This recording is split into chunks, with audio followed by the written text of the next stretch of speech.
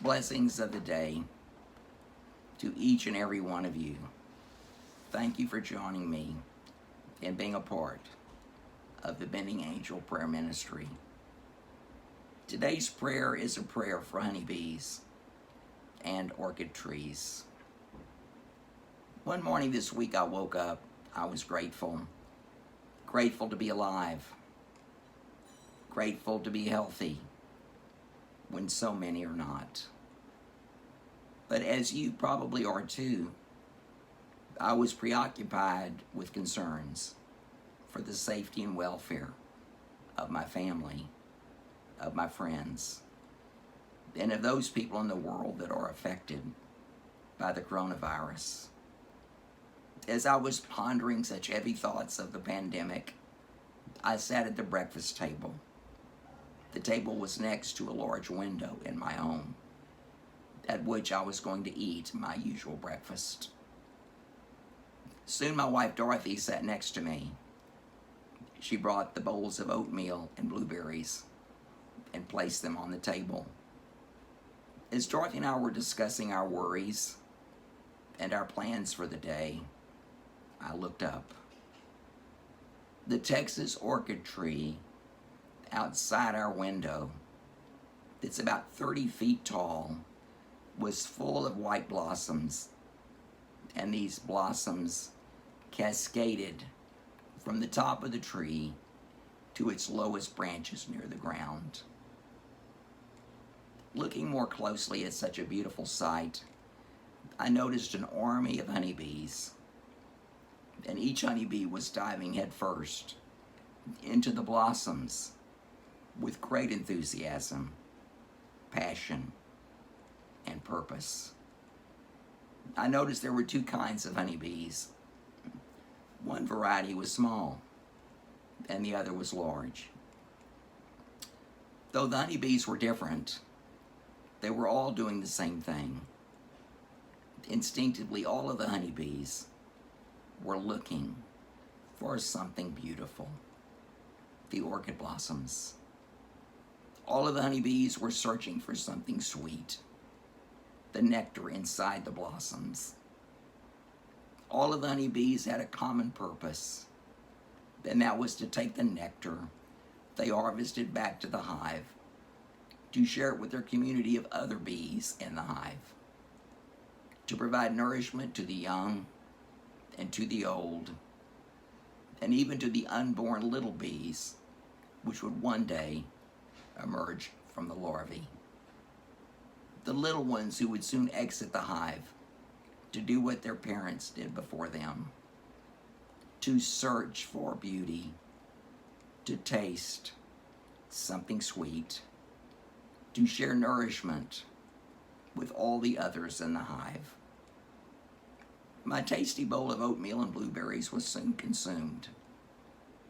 Then as I looked down to the emptied bowl of oatmeal, my mind and my body and my soul were filled with the wonders of this moment. A moment of honeybees and Texas orchid tree blossoms. In nature, doesn't God place before us unexpected glimpses of grace and love? In moments of this, we're suddenly overcome with the profundity of sacredness in the ordinary. Something even as ordinary as looking out of the window at breakfast to see a small miracle God has placed for me and for you. Unexpected, full of connectedness with God, with nature, and with others. But the story of the honeybees and the Texas orchid tree did not end with the bowl being left empty. For we know that from the hive comes the honey for us to taste. And then there's the beeswax from which candles are made. Candles which light the world with God's love. In churches, in synagogues, in other places of worship, in our homes on special occasions. Candles lit for others in prayer. Prayers set in the darkness, illumined by God's holy light. There are many quotes in Scripture about honey. Just go to the Bible and look them up.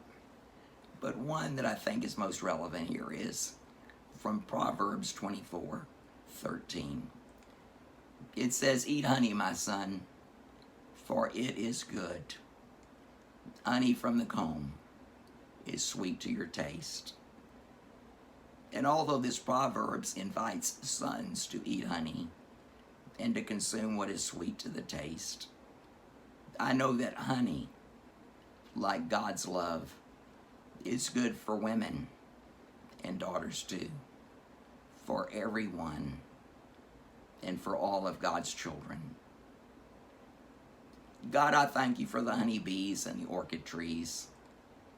For when I looked down at my empty bowl, I was full of recognition that I had witnessed what I so much needed to see that morning and every day.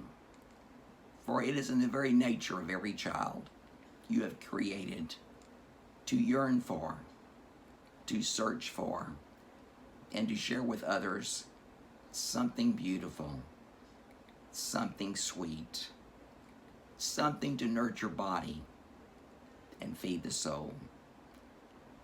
God, your love is the sweetest, most beautiful, and nurturing thing on earth and in heaven. God, every day in prayer, please guide us to find sacredness in ordinary things that you place before every one of us.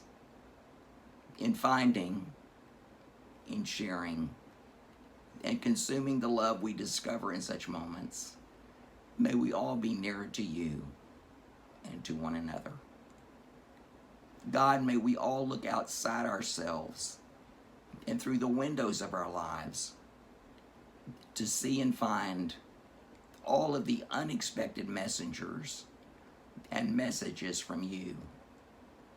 Even those messengers of honeybees found in orchid blossoms, and the messages of your love they carry with their wings outside my window.